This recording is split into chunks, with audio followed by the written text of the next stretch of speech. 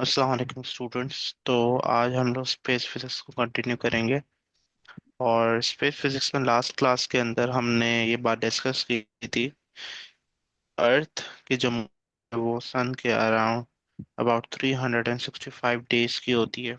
ठीक। और हमने ये कंसिडर किया था अर्थ का जो ऑर्बिट होता है वो सर्कल होता है, बल्कि जबकि इन रियलिटी वाले एलिप्स और सर्कल के दरमियान का डिफरेंस डिस्कस किया था कि from the centre to the edge circle का डिस्टेंस, उसका रेडियस सेम रहता है, जबकि एलिप्स का डिस्टेंस जो है वो अलग होता रहता है, उसका डिस्टेंस चेंज हो जाता है। तो हम for the sake of the simplicity calculation के लिए हम लोग उसे सर्कुलर कंसिडर करते हैं। उसके बाद हमने ऑर्बिटल स्पीड को डिस्कस किया था। हमने डिस्कस किया था कि एवरेज ऑर्बिटल स्पीड जो है वो बेसिकली हमारी फॉर्मूले से निकलती है, that is v equals to 2 pi over R, 2 pi r over t। और हमने डिस्कस किया था ये जो 2 पाई r है वो हमने इसलिए लिया क्योंकि एक ऑर्बिट एक सर्कल के अंदर मूव कर रहा है, तो हमें सर्कल का सरकमफेरेंस लेते हैं। और t हमारा टाइम पीरियड होता है टू कंप्लीट एन ऑर्बिट। हमने इस बात को डिस्कस किया था कि अर्थ एक रॉकी प्लैनेट है, और it's basically tilted from its vertical axis. ये सीधा नहीं होता, टिल्टेड होता है अबाउट 23.5 डिग्री। और जिसकी वजह से डिस्ट्रीब्यूशन ऑफ सनलाइट वो अनइवन होती है अर्थ के ऊपर। हमने इस बात को भी डिस्कस किया था कि सन जो राइज करता है वो ईस्ट टू वेस्ट राइज करता है, और लेकिन जो अर्थ रोटेट करता है वो वेस्ट टू ईस्ट करता है। और एंगल जो है जो यहाँ पे मौजूद है 23.5, responsible for unequal distribution of light जो कि सीजन्स कॉज करते हैं। इसके बाद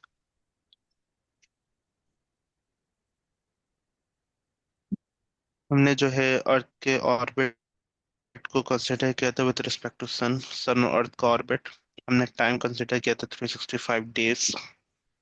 हमने 2 पाई r का फॉर्मूला अप्लाई किया था, जिसके अंदर radius 1.5 times 10 with the power of 8 times 10 with the power of 3 kilometres को मीटर्स में कन्वर्ट किया था, और डेज को सेकंड में कन्वर्ट किया था। एंड वी फाउंड आउट कि अर्थ एक सेकंड के अंदर 30,000 मीटर पर सेकंड की स्पीड से मूव कर रहा होता है इन स्पेस। ओके, स्पेस के अंदर स्पीड से मूव करता है। इसके बाद आज जो हमने जो डिस्कस करनी है that's about the signal configuration of earth and सन।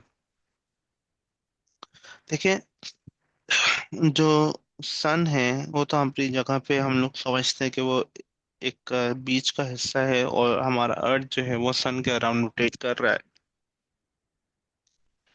अर्थ के मुख्तलिफ पॉइंट्स होते हैं। विंट यहाँ पे एक पॉइंट आएगा, फिर यहाँ पे आएगा, फिर यहाँ पे आएगा, यहाँ पे आएगा। ये कहलाता है विंटर सोलास्टिस, ये कहलाता है वर्नर इक्विनॉक्स, ये कहलाता है समर सोलास्टिस, और ये कहलाता है ऑटोनमल इक्विनॉक्स। दो न्यू वर्ड आपने सुने यहाँ पे। एक वर्ड है इक्विनॉक्स का, और दूसरा वर्ड है सोलास्टिस। इसको ऐसे सॉल्स्टिस भी बोलते हैं, सोलास्टिस भी बोलते हैं, जो आपको दिल करें। इक्विनॉक्स क्या होता है? Equal duration of day and night time. जब डे और नाइट दोनों का टाइम इक्वल हो जाए वो इक्विनॉक्स कहलाते हैं। हमारे पास दो टाइप की इक्विनॉक्स हैं, एक वर्नर इक्विनॉक्स, एक ऑटोनॉमल इक्विनॉक्स। वर्नर इक्विनॉक्स आता है स्प्रिंग के अंदर आऊं, और ऑटोनॉमल इक्विनॉक्स जो आता है वो ऑटम के अंदर आता है, जब हम समर से विंटर की तरफ मूव करते हैं तब। सोलर सॉल्स्टिस और समर सॉल्स्टिस क्या होता है? सॉल्स्टिस का मतलब होता है unequal duration of day and night. जब हम बोलते हैं समर सॉल्स्टिस, इसका मतलब होता है longer day time, shorter night time. जब हम बोलते हैं विंटर सॉल्स्टिस, इसका मतलब होता है longer night time, shorter day time. आपने सुना होगा अक्सर लोगों के मुंह से। आज दिन आज पूरे साल की सबसे बड़ी रात है, सबसे लंबी रात है। ठीक है, और दिन सबसे छोटा है। आज पूरे साल का सबसे लंबा दिन है, सबसे लॉन्गर डे है। और रात सबसे छोटी है। तो असल में हम सोल्स्टिस की बात कर रहे होते हैं। तो अगर डे लंबा हो जाए और नाइट छोटी हो जाए तो समर सोल्स्टिस कहलाती है। और अगर हमारा डे जो है, हमारी नाइट का टाइम ड्यूरेशन बड़ा हो जाए और डे का टाइम ड्यूरेशन कम हो जाए तो वो विंटर सोल्स्टिस कहलाती है हमारी। तो सोल्स्टिस की बात करें तो सोल्स्टिस दो तरह के होते हैं, एक विंटर सोल्स्टिस, एक समर सोल्स्टिस। विंटर सोल्स्टिस में क्या होता है, अबाउट December 22 विंटर सोल्स्टिस आता है, अराउंड, ओके। लॉन्गेस्ट नाइट होती है, शॉर्टेस्ट डे टाइम होता है विंटर सोल्स्टिस के अंदर। और समर सोल्स्टिस जो है अराउंड 21 जून आता है। इसमें लॉन्गेस्ट डे टाइम होता है और शॉर्टेस्ट नाइट टाइम होता है, ओके। फिर आते हैं ऑटोनमल इक्विनॉक्स और vernal equinox. Autumnal equinox around 23rd of September और vernal equinox about 21st of March को आता है। जब हम विंटर टू वर्नर इक्विनॉक्स जाते हैं, विंटर सॉल्स्टिस तो वर्नर इक्विनॉक्स जाते हैं, तो बीच में जो हमारा सीजन चल रहा होता है वो विंटर का सीजन चल रहा होता है। और हम जा रहे होते हैं स्प्रिंग की तरफ। हम जब स्प्रिंग पे पहुंच जाते हैं तो स्प्रिंग से फिर वो सीजन चलता है समर की तरफ, हम समर की तरफ जाते हैं। फिर समर से हम जाते हैं, हमारा यहाँ से समर चल रहा होता है।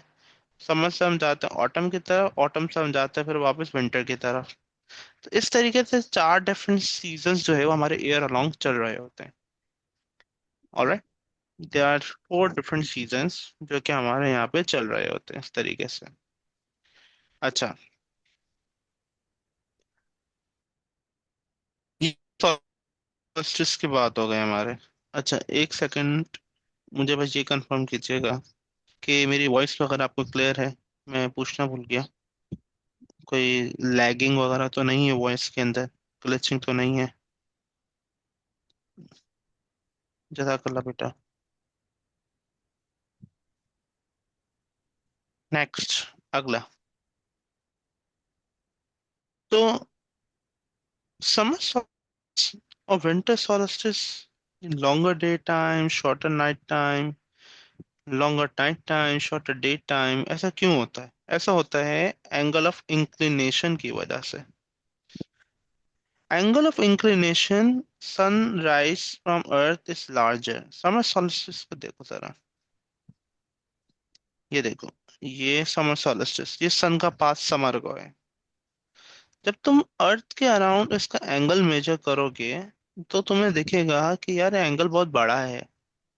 सन जो है वो ज्यादा ड्यूरेशन के लिए स्काई में मौजूद रहेगा, जिसकी वजह से समर सॉल्स्टिस हो रहा है। जबकि विंटर के अंदर आप देखो तो वो सन जो है हमारा कम एंगल के ऊपर है। वो बहुत ज्यादा टाइम के लिए, वो बहुत ज्यादा डिस्टेंस कवर नहीं करेगा, बहुत ज्यादा टाइम के लिए स्काई में नहीं रहेगा। इसलिए वो विंटर सॉल्स्टिस कहलाता है। समर सॉल्स्टिस के अंदर एंगल ऑफ इंक्लिनेशन बड़ा है, विंटर सॉल्स्टिस के अंदर एंगल ऑफ इंक्लिनेशन छोटा है। समर के लिए बड़ा एंगल, विंटर के लिए छोटा एंगल। समर के लिए लॉन्गर ड्यूरेशन है डे की, शॉर्टर ड्यूरेशन नाइट की। विंटर के लिए शॉर्टर ड्यूरेशन है डे की, लॉन्गर ड्यूरेशन है नाइट की। ठीक है, इसके रीजन आपको पिक्चर से समझ में भी आ रहा होगा। ये सॉल्स्टिस होता है आपके, तो सॉल्स्टिस के बारे में आपको ये पता होना चाहिए, इसलिए हम आपको बता रहे थे। अगली जो चीज है वो मून के हवाले से। What's a moon? Moon is a natural satellite that orbits around a planet. ये एक नेचुरल सैटेलाइट है जो हमारे अर्थ प्लैनेट के अराउंड ऑर्बिट करता है। ठीक है, ये मून है। बेटा, सैटेलाइट जो होता है वो हर उस ऑब्जेक्ट को बोलते हैं जो हमारे अर्थ, जो भी प्लैनेट के अराउंड ऑर्बिट करता है। ठीक है, जरा इंटरेस्टिंग पैटर्न आपको नोट करना इम्पोर्टेंट है। वो ये है कि जो ऑब्जेक्ट स्टार के अराउंड ऑर्बिट करते हैं, वो कहलाते हैं प्लैनेट्स। ठीक है। लेट्स सपोज मिसाल के तौर पे अर्थ प्लैनेट है जो कि सन के अराउंड ऑर्बिट कर रहा है। लेकिन जो ऑब्जेक्ट्स प्लैनेट के अराउंड ऑर्बिट करते हैं वो मून कहलाते हैं। वो सॉरी सैटेलाइट्स कहलाते हैं। अब वो सैटेलाइट हैं वो बेसिकली आपके मल्टीपल दो किस्म के सैटेलाइट होते हैं। एक होता है नेचुरल सैटेलाइट और एक होता है आर्टिफिशियल सैटेलाइट। नेचुरल सैटेलाइट जैसे मून हो गया, ठीक है, मून ऑर्बिट्स अराउंड द अर्थ। और आर्टिफिशियल सैटेलाइट जो होते हैं वो हमारे मैनमेड सैटेलाइट्स जो हम भेजते हैं स्पेस के अंदर। Moon orbits around the earth. It takes around 27 days to rotate around the earth। तो 27 days लगते हैं उसको ऑर्बिट करने के लिए अर्थ के अराउंड हमारे मून को। एक बड़ा इंटरेस्टिंग और इम्पोर्टेंट चीज है, the speed of revolution of the moon about its axis. यानी ये अर्थ है, ठीक है, और ये मून है। जो मून की घूमने की स्पीड है और जो अर्थ के घूमने की स्पीड है दोनों की स्पीड सेम है, लेकिन अपने एक्सिस के around. The speed of revolution of moon about its axis is equal to the speed of revolution of earth about its axis। यानी जो अर्थ अपने एक्सिस पे रोटेट करता है उसकी स्पीड और जो मून अपने एक्सिस पे रोटेट करता है उसकी स्पीड, दोनों की स्पीड इक्वल है। जो अर्थ अपने एक्सिस पे रोटेट करता है उसकी स्पीड और जो मून अपने एक्सिस पे रोटेट करता है उसकी स्पीड, दोनों की स्पीड इक्वल है। नतीजा, as a result only one side of the moon is visible throughout the year। So being a person, we can only see a one side of the moon throughout the year।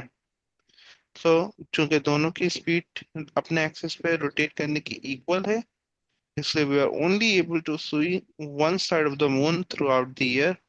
पूरे साल के अंदर हम एक side देख पाते हैं उसकी। ये हमारा शुरू का इंट्रोडक्शन हो गया, ठीक है। अब नेक्स्ट चीज है हमारा सोलर सिस्टम। ये सोलर सिस्टम है हमारा, ठीक है।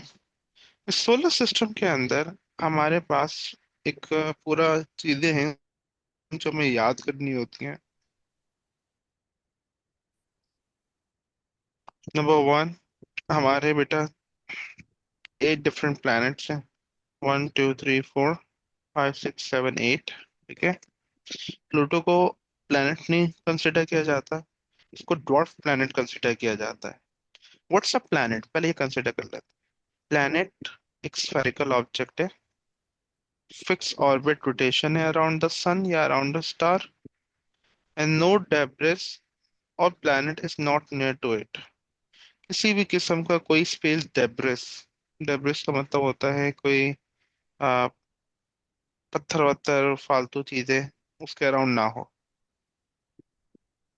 नो डेब्रिस और प्लैनेट इज नॉट, और planet is not near to it.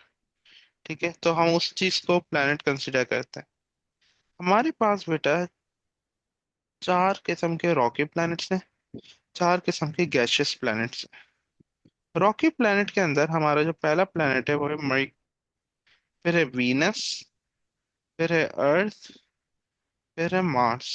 ये 4 डिफरेंट प्लैनेट्स हैं। फिर हमारा जो गैशियस प्लैनेट का पहला प्लैनेट है वो है जुपिटर, सैटर्न, यूरेनस और नेपट्यून। ये 4 गैशियस प्लैनेट है। मार्स और जुपिटर के बिटवीन एक बेल्ट आती है जिसे हम बोलते हैं एस्टेरॉयड बेल्ट। ठीक है, ये एस्टेरॉयड बेल्ट आती है मार्स और जुपिटर के दरमियान।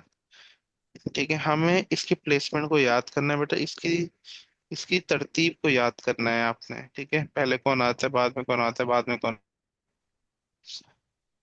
स्पेस के अंदर हमारे प्लैनेट्स और एस्ट्रॉयड बेल्ट के अलावा भी कुछ चीजें और होती हैं, जैसे पहली चीज dwarf planets.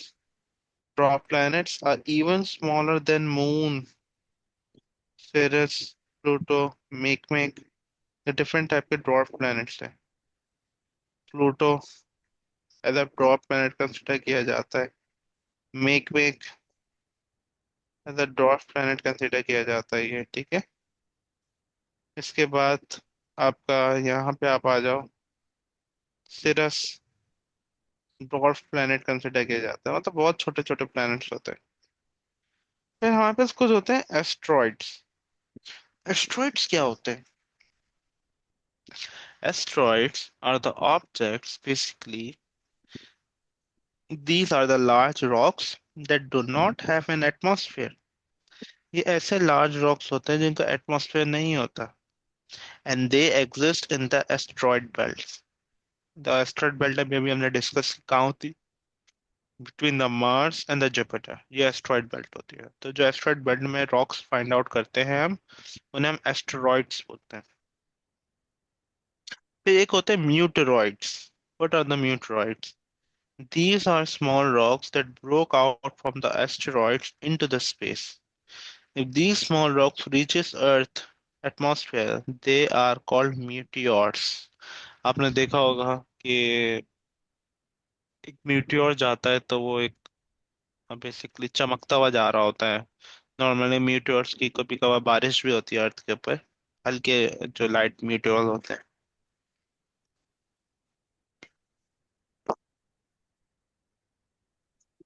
The meteors are burned in Earth's atmosphere due to high resistance and we can see them as shooting stars. तो जो शूटिंग स्टार हमारे जा रहे होते हैं वो असल में बर्निंग मीटियोर्स होते हैं। देखो, एक मीटियोर जब हमारे अर्थ एटमॉस्फेयर में एंटर होता है तो हमारा अर्थ एटमॉस्फेयर इतना डेंस होता है कि वो उस मीटियोर के अराउंड फायर कॉज कर देता है, और वो रॉक बहुत सारा स्पेस के अंदर ही बॉयल हो जाता है। Literally I am using the word boil. उसका मास शेड हो जाता है, ठीक है। तो उसका मास बॉयल ऑफ होके उसका साइज बहुत छोटा हो जाता है, इसलिए मीटॉर जो है एज शूटिंग स्टार्स हमें दिख रहे होते हैं।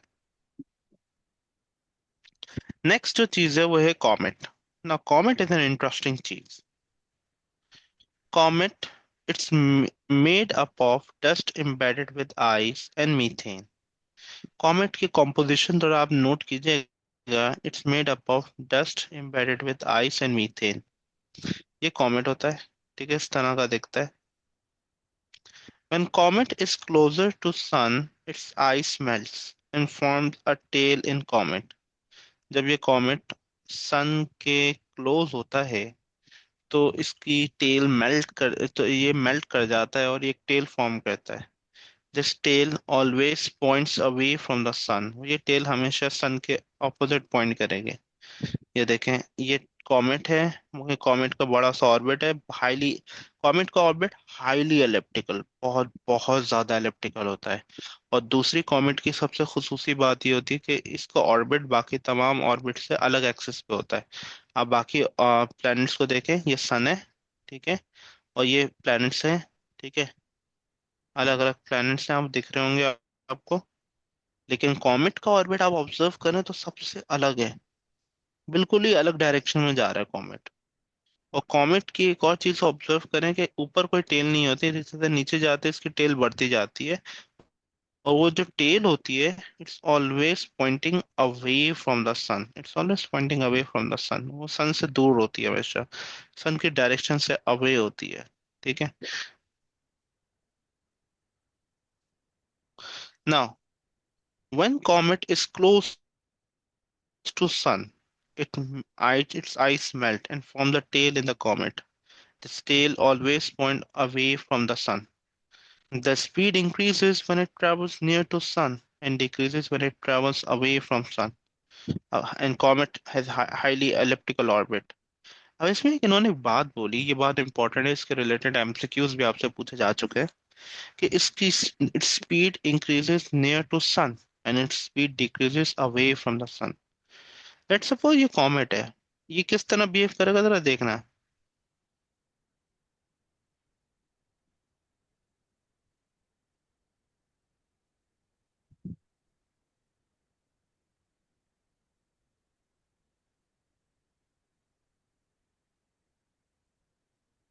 क्या हो रहा है जब मैं इसकी ट्रेसिंग कर रहा हूँ?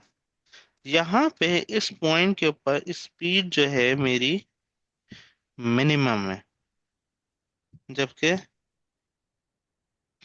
इस पॉइंट के ऊपर मेरी जो स्पीड है वो मैक्सिमम है, इस पॉइंट पे स्पीड मिनिमम है, और इस पॉइंट पे स्पीड मैक्सिमम है। यही तो वो बात कर रहा है। स्पीड जो है यहाँ पे, जब वो सन के अराउंड होता है उसकी स्पीड मैक्सिमम होती है, और जब वो सन से अवे होता है तो उसकी स्पीड मिनिमम होती है। Its speed increases when it travels near to sun and decreases when it travels away from the sun. अच्छा, एक और काफी इंपॉर्टेंट बात यहाँ पे लिखा हुआ तो नहीं है लेकिन लिखवा देता हूँ कि जो काइनेटिक एनर्जी होगी यहाँ पे वो मिनिमम होगी, ठीक है, और काइनेटिक एनर्जी यहाँ जो होगी वो मैक्सिमम होगी, ठीक है, क्योंकि स्पीड मैक्सिमम है तो काइनेटिक एनर्जी मैक्सिमम। और जहाँ काइनेटिक एनर्जी मैक्स मिनिमम होती है वहाँ potential energy max gravitational potential energy maximum होगी यहाँ पे। और यहाँ जो जीपीई है ग्रेविटेशनल पोटेंशियल एनर्जी वो मिनिमम हो गया। सही है। तो kinetic energy minimum maximum, GPE maximum, GPE minimum. इस तरीके से ये बिहेव करता है कॉमेट। लिखना है ये वाली बात तो लिख लो क्योंकि ये वहाँ नोट्स में नहीं लिखी हुई।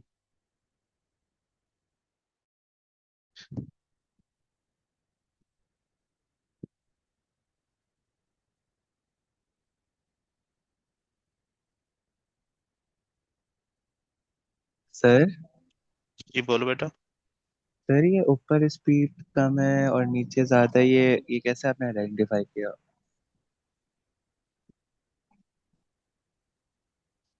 ये तो फैक्चुअल चीज है। दूसरी बात ये है कि देखो आपको थोड़े कॉमन सेंस की चीज भी बताता हूँ। जी। कॉमन सेंस की चीज ये है, लेट्स सपोज अगर ये अर्थ है, ठीक है, अर्थ की ग्रेविटी होती है, राइट।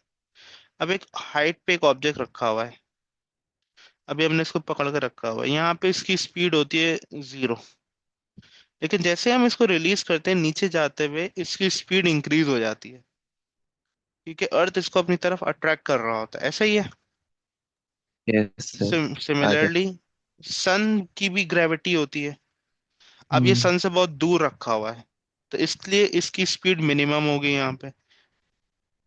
लेकिन जैसे जैसे सन इसको अपनी तरफ अट्रैक्ट करेगा इसकी स्पीड बढ़ती चली जाएगी, क्योंकि सन की ग्रेविटी के अंदर पुल हो रहा है ये। तो इसलिए जो है उसकी स्पीड इंक्रीज हो जाती है। और स्पीड मैक्सिमम कब होती है? जब वो बिल्कुल अर्थ के पास होता है। इस केस में क्या होगा? स्पीड मैक्सिमम तब होगी जब वो बिल्कुल सन के पास होगा। इसलिए हम बोलते हैं क्योंकि स्पीड यहाँ पे मिनिमम है तो काइनेटिक एनर्जी मिनिमम है, स्पीड यहाँ पे मैक्सिमम है तो काइनेटिक एनर्जी मैक्सिमम है। और जो मैंने एग्जांपल आपको दी अभी अभी इसमें अर्थ की और ऑब्जेक्ट की, जब यहाँ पे स्पीड 0 होती है आपको अच्छे से पता है कि जीपीई मैक्सिमम होती है, ग्रेविटेशनल पोटेंशियल एनर्जी मैक्सिमम होती है क्योंकि ज्यादा हाइट होती है। लेकिन जब नीचे आ जाते हैं तो जीपीई आपकी मिनिमम हो जाती है या 0 हो जाती है, क्योंकि हाइट कम हो जाती है। तो इसके साथ भी ऐसे ही हो रहा है। अभी ये सन से ज्यादा डिस्टेंस हाइट के ऊपर है इसलिए जीपीई इसकी मैक्सिमम है। लेकिन जैसे जैसे ये जीपी नीचे आएगा आएगा तो इसकी जो जीपीई है वो कन्वर्ट हो जाएगी उसकी काइनेटिक एनर्जी के अंदर, और वो कम होती, जीपीई कम होती चली जाएगी। और काइनेटिक एनर्जी बिल्कुल ऑपोजिट मूव करेगा। ये अक्सर ये दोनों चीजें ऑपोजिट ही मूव करती हैं, specially in these type of cases. और कोई क्वेश्चन अगर हो तो पूछ लो। इसके रिलेटेड क्वेश्चंस आते हैं तो इसलिए मैं थोड़ा सा इसमें डिटेल में गया हूँ, और जाना जरूरी है। Next, data and relationship about planets. The first four planets are the rocky planets because they have large masses in small spaces, while the other four planets after the asteroid belt have small masses in large spaces. These are called gaseous planets. They have small densities. क्योंकि उनकी densities कम होती है इसलिए वो gaseous planets कहलाते हैं। Next, gravity relationship with mass. Gravity is directly proportional to the mass and gravity is inversely proportional to the radius. ये जो फॉर्मूला आपके सामने दिख रहा है G is equal to G M over R square. ये कैपिटल जी कांस्टेंट होता है, इसे ग्रेविटेशनल कांस्टेंट कहते हैं। एम, कैपिटल एम जो है मास ऑफ द प्लैनेट है, R radius of the planet है। ये फॉर्मूला आपका E2 का फॉर्मूला है। ये आपको याद करना नेसेसरी नहीं है, लेकिन इस फॉर्मूले के जरिए से आप दो रिलेशनशिप्स को आराम से समझ सकते हो। इसकी कैलकुलेशंस नहीं आएंगी, लेकिन फॉर्मूले के रिलेशनशिप्स को समझने में इजी है। नंबर वन, जो ग्रेविटी ऑफ अ प्लैनेट होती है वो मास के डायरेक्टली रिलेट करती है, और वो आर स्क्वायर के डिस्टेंस के इनवर्स रिलेशन होता है। तो इस तरह हमने फॉर्मूला से निकाली थी कि जितना ज्यादा ऑब्जेक्ट का मास होगा उसकी ग्रेविटी उतनी ही ज्यादा होगी। एक प्लेनेट जिसका मास ज्यादा है उसकी ग्रेविटी ज्यादा होती है। रेड और एक प्लेनेट जिसका मास कम है उसकी ग्रेविटी कम होती है। ब्लैक होल का मास बहुत ज्यादा होता है, इसलिए उसकी ग्रेविटी बेतहाशा होती है, कि इतनी ज्यादा कि वो लाइट को भी बेंड कर दे।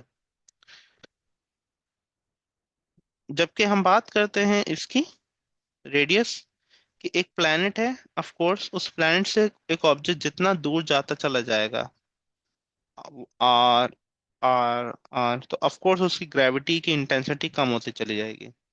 और किस तरह कम होगी? इस तरह कम होगी। G is directly proportional to 1/r²। यानी अगर 2r डिस्टेंस मूव किया तो जी हो जाएगा, आर डिस्टेंस मूव किया तो जी/9 हो जाएगा। ऐसा क्यों कर रहा हूं मैं? क्योंकि यहाँ पे स्क्वायर लगा हुआ है। 2 का स्क्वायर 4, 3 का स्क्वायर 9, 4 का स्क्वायर 16। तो इस तरह जितने डिस्टेंस आप मूव अवे करते चले जाओगे उतनी ही रिस्पेक्ट से जी की वैल्यू डिक्रीज हो जाएगी। तो ग्रेविटी दो चीजों पर डिपेंड करती है, एक मास के ऊपर, दूसरा डिस्टेंस के ऊपर। जितना ज्यादा मास होगा प्लैनेट का उतनी ज्यादा ग्रेविटी होगी, और जितना जो है डिस्टेंस उससे प्लैनेट से या फिर किसी भी ऑब्जेक्ट से या किसी भी मास से अवे मूव करते जाओगे आप, उसकी ग्रेविटी उतनी ही रिस्पेक्ट से डिक्रीज होती चली जाएगी। Now there are some factors that affect certain affecting surface temperature. कुछ प्लैनेट्स ठंडे, प्लैनेट गर्म, कुछ प्लैनेट नॉर्मल जो कि लाइफ को सपोर्ट करते हैं। ऐसा क्यों होता है? इनके सरफेस टेम्परेचर्स क्यों अलग अलग हैं? ऐसा क्यों है कि कुछ प्लैनेट्स बहुत ठंडे हैं, कुछ प्लैनेट बहुत गर्म हैं, और कुछ बिल्कुल नॉर्मल टेम्परेचर के हैं, जो लाइफ को सपोर्ट करते हैं। हमारा जो पहला है वो है distance of planet from sun. Surface temperature में सबसे पहली चीज जो कंट्रीब्यूट करती है वो प्लैनेट का डिस्टेंस है सन से। जो प्लैनेट सन के क्लोजर हैं, ठीक है, और तो उनका सरफेस टेम्परेचर ज्यादा है, जाहिर है वो ज्यादा थर्मल एनर्जी एब्जॉर्ब कर रहे हैं। थर्मल एनर्जी उन्हें ज्यादा मिली है, थर्मल रेडिएशन उनको ज्यादा मिल रही है सन से। And the temperature of the planet decreases as the orbit increases except for the Venus। तो हमने ये चीज ऑब्जर्व करी कि प्लैनेट जो कि सन से करीब है वो गर्म होंगे, लेकिन जैसे जैसे आप दूर जाओगे तो आपका जो टेम्परेचर है वो प्लैनेट्स का आहिस्ता आहिस्ता करके कम होता चला जाएगा, सिवाय एक प्लैनेट के, वो है वीनस पे। वीनस जो है इसमें आपका एक्सेप्शन है। दूसरा जो है हमारे पास एटमॉस्फेयर ऑफ प्लैनेट। जिस तरह हमने पढ़ा था प्रेशर के अंदर, कि is basically a blanket of air around around our planet. Okay, ठीक है। अब वो एटमॉस्फेयर में क्या होता है? Atmosphere absorbs heat of sun in itself and after absorbing it traps heat in planet।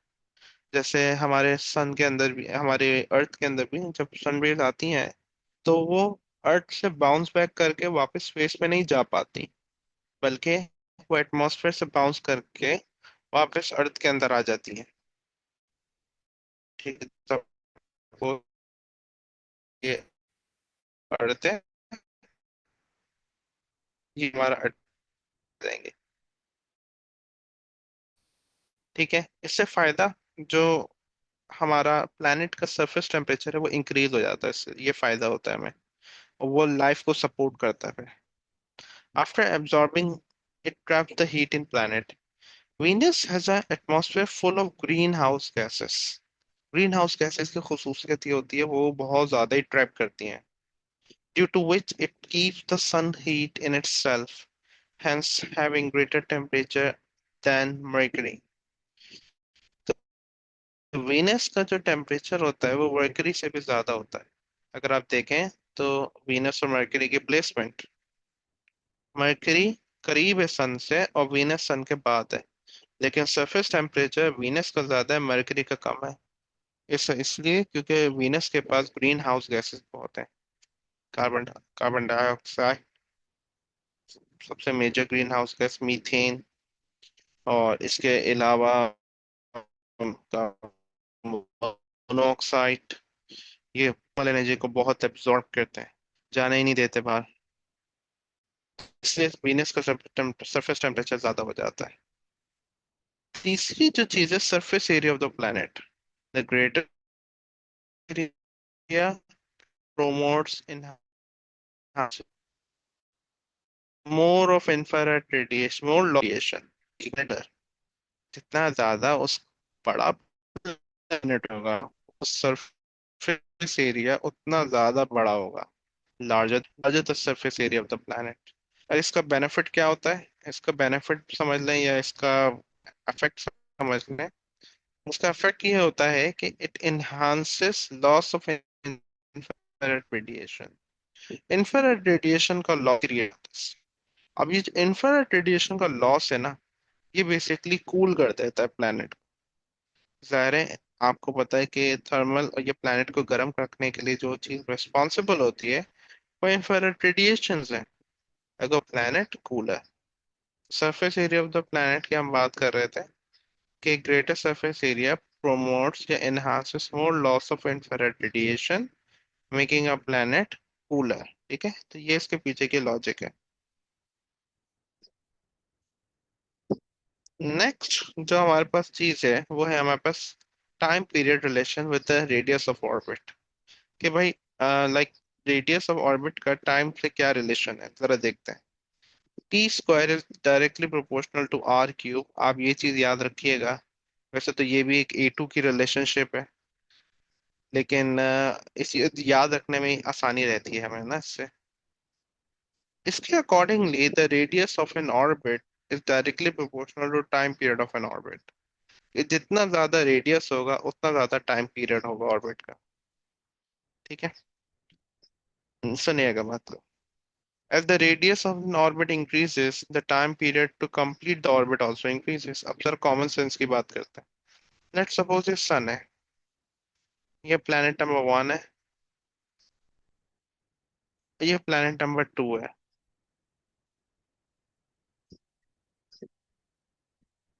Planet number one का ऑर्बिट छोटा सा है, प्लेनेट नंबर टू का ऑर्बिट बहुत बड़ा सा ऑर्बिट है। जाहिर है इसका रेडियस छोटा है, इसका रेडियस बड़ा है। अब प्लेनेट नंबर टू जो कि ज्यादा डिस्टेंस कवर कर रहा है, बड़े ऑर्बिट के अंदर मूव कर रहा है, इसलिए उसका टाइम पीरियड बड़ा होगा ऑर्बिट को कंप्लीट करने का। प्लेनेट नंबर वन चूंकि छोटे ऑर्बिट के अंदर मूव कर रहा है, तो उसका टाइम पीरियड उसको खत्म करने का छोटा होगा, डिस्टेंस की बात है। तो radius of an orbit increases the time period to complete the orbit also increases. दोनों एक दूसरे के डायरेक्टली रिलेशन है। दूसरा, the period of an orbit is inversely linked to gravitational field strength. As we go further away from the sun, the strength of gravity decreases. Hence, not much energy or force is required to be in the orbit। ठीक है, मतलब जो हमारे objects हैं वो क्या करते हैं, वो जो अवे होते हैं उस, जैसे सन है, ठीक है, प्लैनेट नंबर वन हमने एग्जांपल दी आपको, हमने प्लैनेट नंबर टू की एग्जांपल दी। प्लैनेट नंबर टू में ग्रेविटी का जो इफेक्ट है वो कम होगा।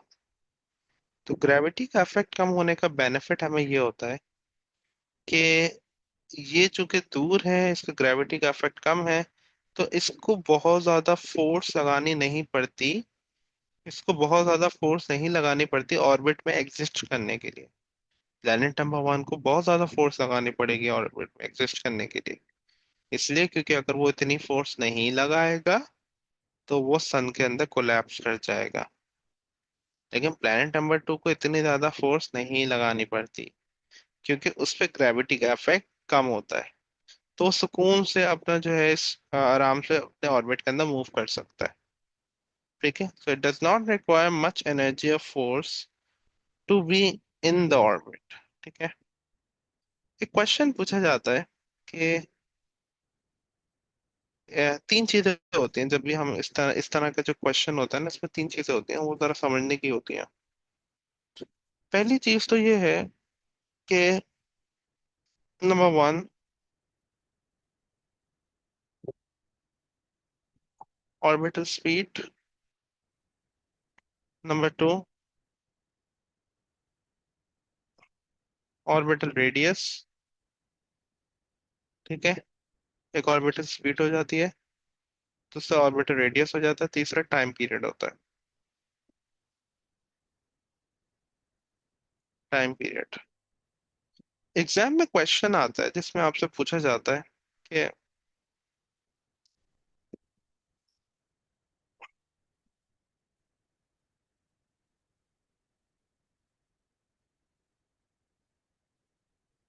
आपसे पूछा जाएगा कि why planet number 2 is having the larger time period।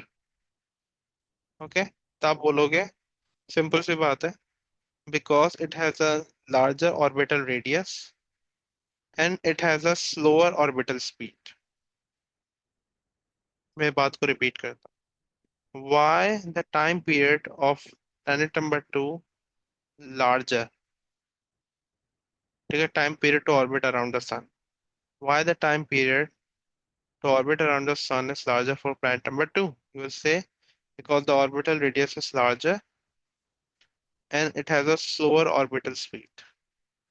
और इसका उल्टा क्वेश्चन भी आ सकता है, वो बोल सकता है why the orbitals why the time period of planet number 1 is smaller। तो आप बोलोगे because it has a smaller orbital radius and larger orbital speed। अच्छा, क्वेश्चन ये भी आ सकता है why is orbital speed of planet number 2। मतलब वो एग्जामिनर ना इन तीनों चीजों के अराउंड तुम्हें घुमाएगा। एग्जामिनर क्वेश्चन पूछ सकता है why the planet number 2 has a larger orbital speed as compared to planet number 1। Let me rephrase my question again, मुझसे गलती हो गई। Why the planet number 2 has a smaller orbital speed as compared to planet number 1। तो आप बोलोगे कि because the orbital radius because the orbital radius of planet number 2 is larger and the time it takes to orbit around the sun is also larger। I'm repeating my question again, why the orbital speed of planet number 2 is smaller? You say because the orbital radius of for planet number 2 is larger, and the second, the time it takes to orbit around the complete to time it takes to orbit around the sun is also larger। ठीक है, मतलब क्या है, मतलब अक्सर ये होता है कि वो टाइम पीरियड क्वेश्चन बनाता है और आपको इन दो एक्सपेक्ट करता है कि इन दोनों का आप रिस्पॉन्स दोगे। अक्सर ये होता है। ठीक है, और वो कंपैरिजन क्रिएट करता है इस तरह से जिस तरह मैंने कंपैरिजन किया क्रिएट किया।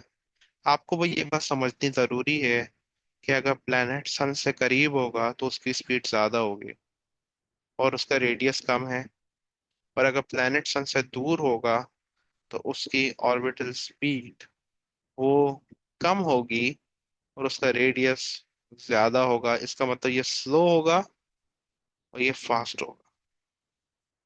तो ये वाले जो दूर वाले प्लेनेट होते हैं वो स्लो होते हैं, जो करीब वाले प्लेनेट होते हैं वो फास्ट होते हैं। ये क्वेश्चन बन सकता है, इसका स्क्रीनशॉट लेना चाहें तो स्क्रीनशॉट ले लें।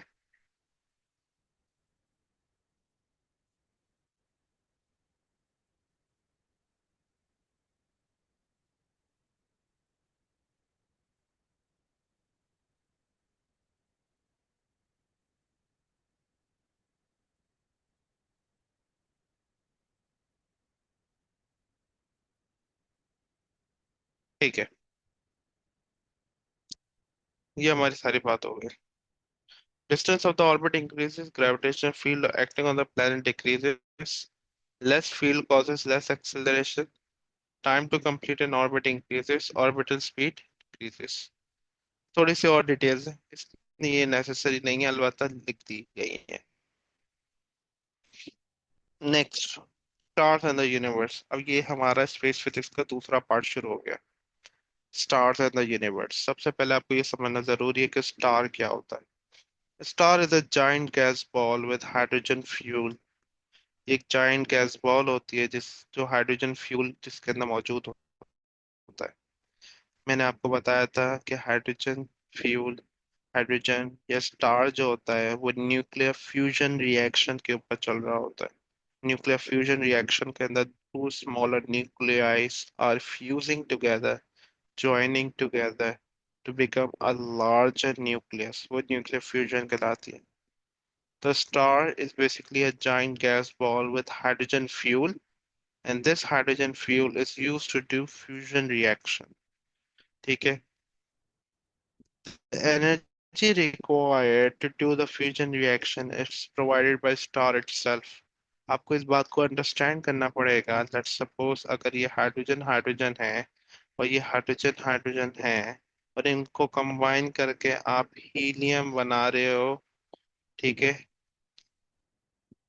हीलियम बनाना चाह रहे हो, H2 कर लो, H42 बनाना चाह रहे हो, हीलियम बनाना चाह रहे हो। ठीक है, ये फ्यूजन रिएक्शन करना चाह रहे हो तो, लेकिन एक प्रॉब्लम है। हाइड्रोजन का न्यूक्लियस पॉजिटिवली चार्ज होता है, दूसरे हाइड्रोजन का न्यूक्लियस पॉजिटिवली चार्ज होता है, और पॉजिटिव और पॉजिटिव एक दूसरे को रिपेल करते हैं। इस फ्यूजन इन दोनों को आपस में ज्वाइन करना एक आसान काम नहीं है। उसके लिए आपको लॉट्स ऑफ एनर्जी चाहिए। वो एनर्जी स्टार खुद ही प्रोवाइड करता है, by providing it a high temperature environment।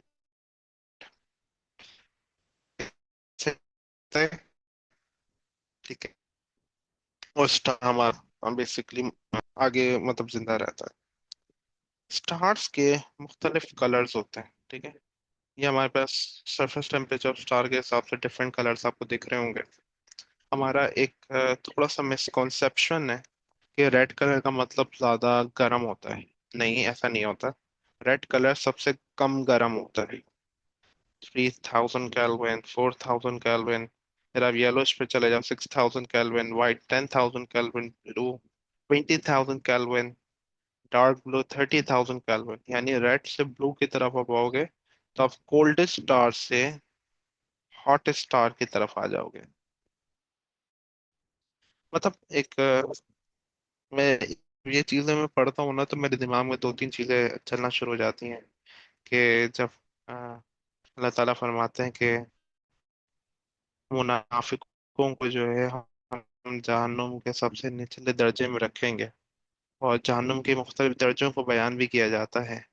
ठीक है, तो वो जो जहन्नुम के डिफरेंट दर्जों को बयान किया जाता है तो उनके टेम्परेचर्स अलग अलग होते हैं।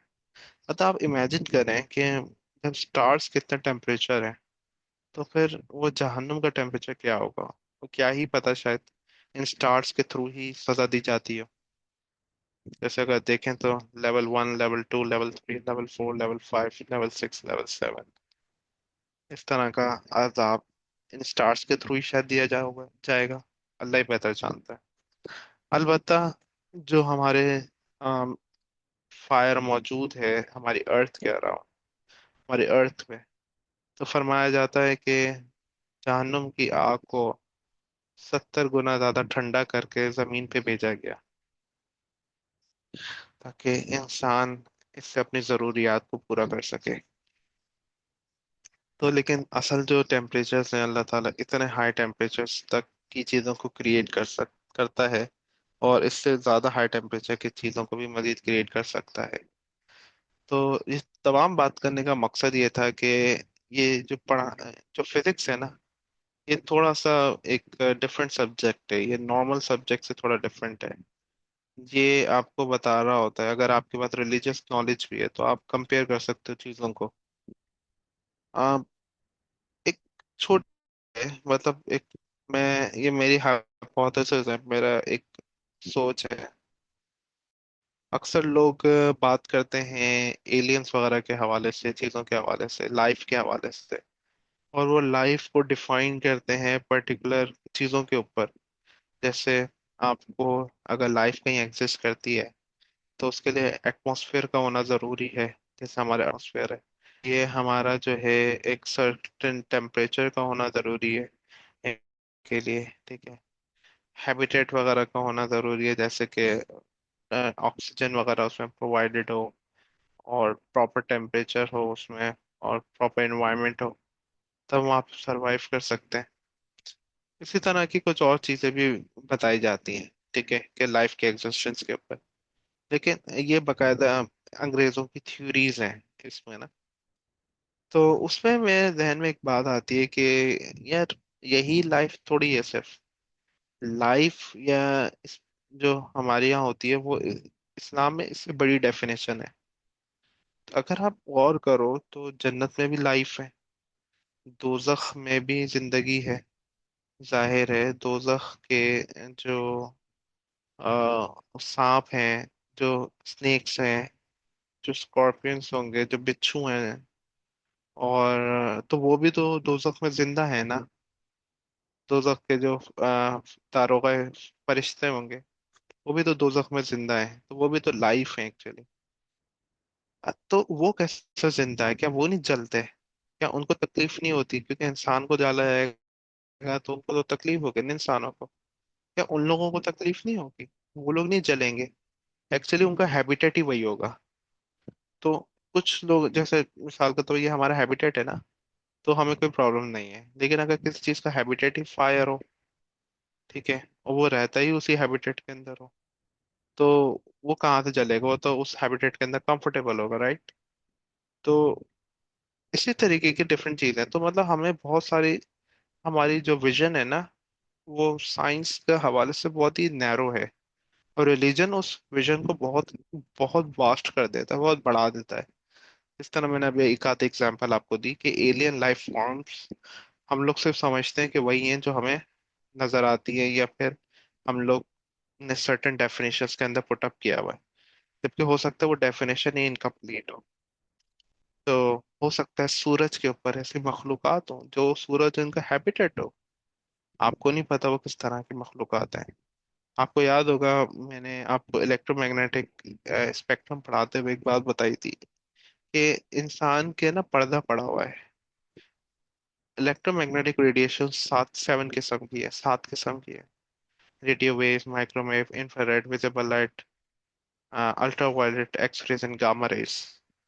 तो इंसान के पर्दा पड़ा हुआ है। एक इंसान सिर्फ रोशनी, जो विजिबल लाइट है, से उसको देख सकता है ना। उसके ऊपर की चीजों को देख सकता है, ना उसके नीचे की चीजों को देख सकता है। Human I can only see the visible light, इसके अलावा नहीं देख सकता।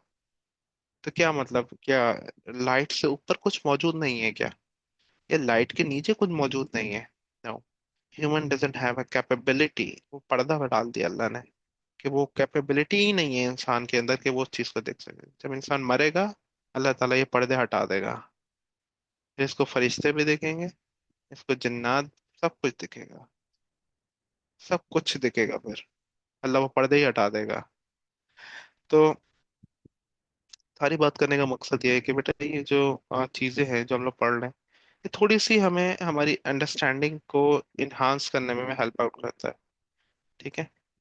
तो बहरहाल हम वापस अपने चैप्टर की तरफ मूव करते हैं कि different stars have different, comparing stars temperature to star colors, the different stars are different colors like that, okay. तो our sun is a main sequence star in our solar system. Main sequence star क्या होता है? एक stable star होता है, जिस जो star के ना डिफरेंट लाइफ साइकिल होता है। उस लाइफ साइकिल में से एक लाइफ साइकिल का पार्ट होता है मेन सीक्वेंस स्टार। इंशाल्लाह हम इसके बाद, मेन स्टार ये ऐसा स्टार स्टार होता है, फॉर एग्जाम्पल कि अपनी लाइफ फॉर्म का सबसे लंबा हिस्सा होता है। जैसे इंसान का बचपन होता है, इसकी जवानी होती है, इसका बुढ़ापा होता है, तो इसका टीनेज होता है, तो आप अगर थोड़ा सा गौर करें तो इंसान का जवानी वाला टाइम सबसे लंबा होता है। अबाउट जो कंसिडर किया जाता है वो 18 से लेके अबाउट 45 की उम्र तक के लोगों को के जिस्म में ताकत होती है। ठीक है। बिलो 18 उनके जिस्म में इतनी ताकत नहीं होती। वो बेसिकली चाइल्ड और टीन एज वाले ग्रुप में होता है। लेकिन आफ्टर 18, ठीक है, उसमें क्या हो जाता है, उसमें जवानी वाला एक एस्पेक्ट आना शुरू हो जाता है। वो 45 तक रहता है अराउंड। फिर 45 के बाद उसके अंदर वापस से एक डिक्रीज आता है। स्टार्स के साथ भी ऐसे ही होता है।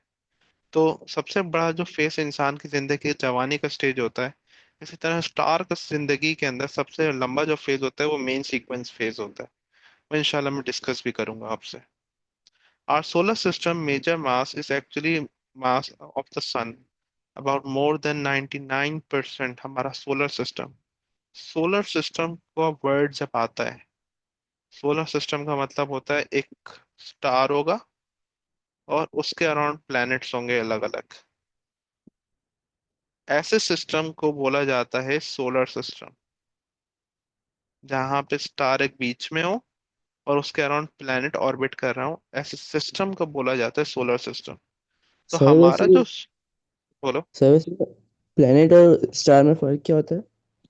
बेटा प्लैनेट जो होता है वो स्टार के अराउंड रोटेट करता है। स्टार जो होता है वो बेसिकली एक फ्यूजन रिएक्शन करती हुई एक गैस बॉल होती है बहुत बड़ी, जो कि थर्मल एनर्जी, इंफ्रारेड रेडिएशन, ठीक है, इंफ्रारेड रेडिएशन और आपकी डिफरेंट और टाइप के radiation such as UV radiation, और इसके अलावा जो है आपका इंफ्रारेड होती है, यूवी रेडिएशन होती है,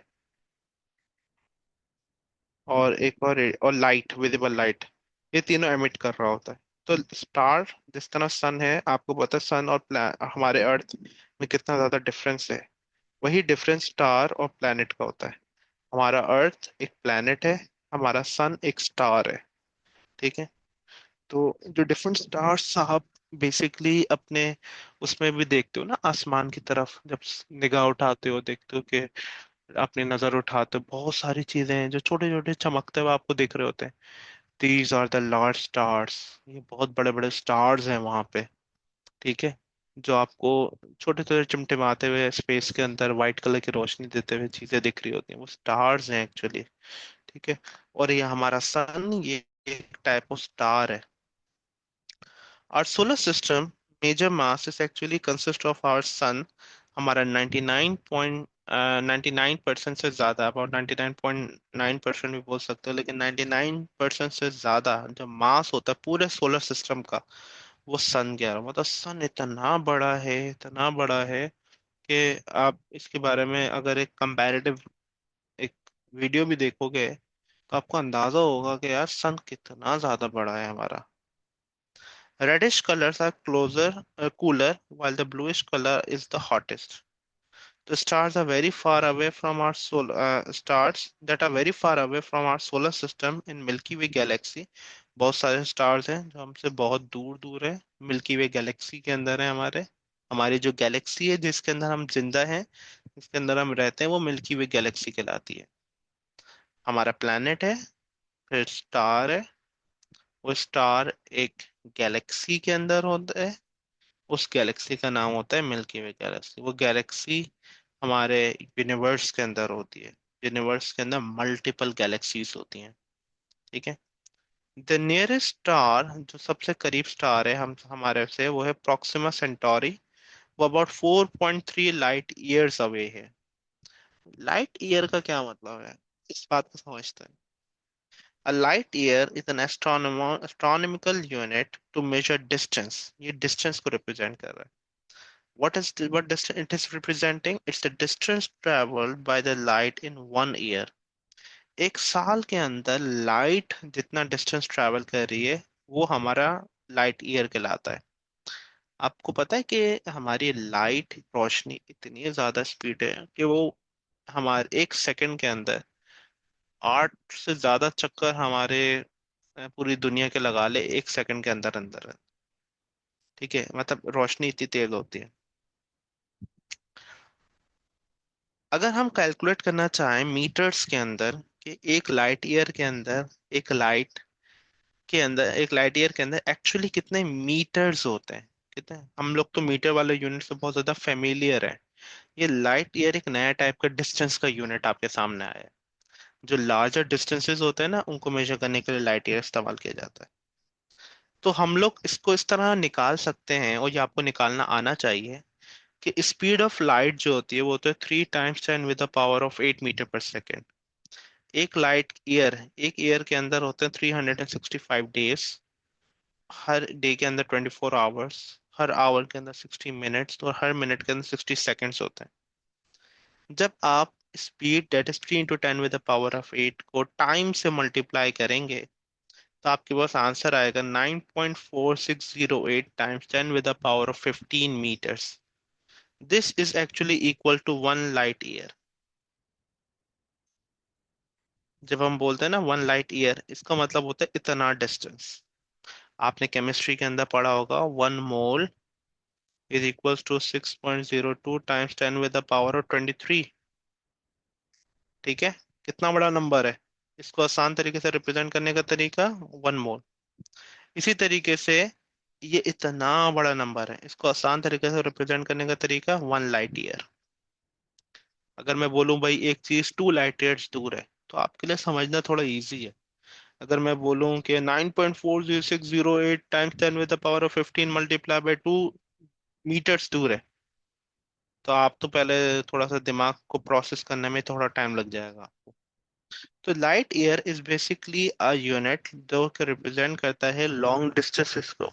ठीक है, और ये डिस्टेंस का यूनिट है, मैं दोबारा बार बार ट्रैवल कर बता रहा हूँ, लोग कंफ्यूज होते हैं इसके बारे में। It's a distance unit. It's telling us how much distance is travelled by the light in 1 year. एक साल के अंदर लाइट कितना डिस्टेंस कवर करती है, वो कितना होता है। That's the distance that the light is travel that the light travel in 1 year। आप ये कैलकुलेशन आपको याद करने की जरूरत नहीं है, आप सिर्फ इसको समझो और आप उसी वक्त इस चीज को कैलकुलेट कर सकते हो। अगर आप याद करना चाहो, आपकी मर्जी, लेकिन मैं इसको रिकमेंड नहीं करता याद करने के लिए। अगर आप थोड़ा सा अपनी अकल और समझदारी का मुजाहिरा करो, आपको स्पीड ऑफ लाइट का पता है, आपको एयर का पता है, डिस्टेंस उसी वक्त आप लाइट एयर का निकाल सकते हो। ये लाइट ईयर होता है, ठीक है। तो अबाउट जो है, आप जो हमारा प्रॉक्सिमा सेंटोरी है, वो 4.3 लाइट ईयर्स अवे है। यानी इतना दूर, इतना दूर है कि शायद हम अपने जिंदगी के अंदर कभी नहीं पहुंच पाए वहाँ। मतलब हम लोग जो अभी हम लोग आपस में दोनों बात कर रहे हैं, हम लोग अपनी जिंदगी में कभी नहीं पहुंच पाएंगे वहां पे। इतना दूर है। हम लोग मतलब शायद मर जाएं, उसके बाद कोई और नस्लें आ जाएं, फिर कोई और आ जाए, उसके बाद शायद पहुंच जाए, लेकिन फायदा नहीं है पहुंचने का फिर भी। तो मतलब अल्लाह ताला ने अपने यूनिवर्स को इतना बड़ा बनाया है, और अल्लाह ताला फरमाता है कि जो जिसको हमारी बात नहीं माननी, अल्लाह फरमाते हैं कि जिसको हमारी बात नहीं माननी, जो बगावत पे उतरे हुए हैं, ठीक है, जिनको हमारी बातें नहीं माननी, उनको चाहिए कि अल्लाह की जो बेसिकली सल्तनत है, या अल्लाह के जो हुई चीजें हैं, उनसे बाहर नहीं।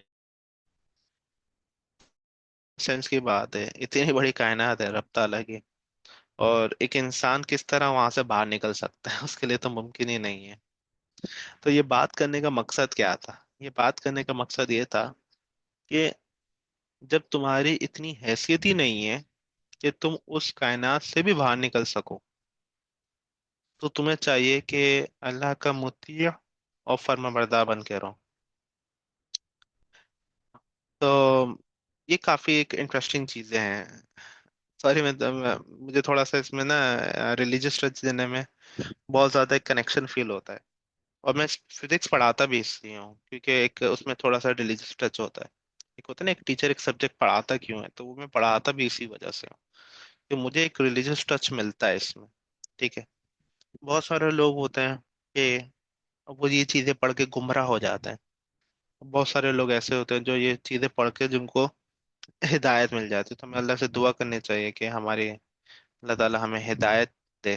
ठीक है, ये असल में जो चीजें हम पढ़ लें, science these are the science. ये बेसिकली इशारे हैं अल्लाह की तरफ से कि अल्लाह ताला की किब्रियाई बयान हो रही है कि अल्लाह ताला ने इतनी सारी बड़ी बड़ी चीजें बनाई हैं जो इंसान की अकल को हैरान करती है। तो रब ताला खुद कितना बड़ा होगा, उसकी खुद कितनी ताकत होगी जिसने ये सब कुछ बनाया। तो ये बेसिकली हमारा आज के टॉपिक था। और बेसिकली हमारा जो अब जो चीज़ है वो फॉर्मेशन ऑफ स्टार्स है। ठीक है, फॉर्मेशन ऑफ स्टार के बाद डेथ ऑफ स्टार होगा। फाइनली हमारा बिग बैंग थ्योरी होगा जो कि हम इंशाल्लाह नेक्स्ट क्लास के अंदर कवर करेंगे। और फिर हमारे स्पेस फिजिक्स वाइंड अप हो जाएगा। ठीक है, तो मेरे ख्याल से आज के लिए हमारा इतना काफ़ी है। और हमने अच्छा खासा कवर भी कर लिया चीज़ों को। और इंशाल्लाह बाकी जो है हम नेक्स्ट क्लास में इसको कंटिन्यू करेंगे। Let's not extend our class. कल इंशाल्लाह क्लास को कंटिन्यू करते हैं हमारा गैलेक्सी। अभी जो है मैं चाहता हूँ घर जाके तुम लोग सही से इसको एक दफ़ा ओवरव्यू करो और एक दफ़ा दोबारा से खुद से पढ़ो। इसकी फैक्चुअल चीज़ों को याद करो। इसकी फैक्ट्स को याद कर लोगे, life will be a lot more easier, a lot more compare to the other things. तो इसको फैक्चुअल चीज़ों को लाजमी याद करो ताकि तुम्हारे लिए ये चैप्टर और आसान हो जाए। अगर किसी को कोई अगर किसी को कोई और क्वेश्चन हो तो वो पूछ सकता है। ठीक है, और अगर क्वेश्चन नहीं है तो फिर हम क्लास एंड करते हैं। किसी को जो भी क्वेश्चन है वो पूछ लें।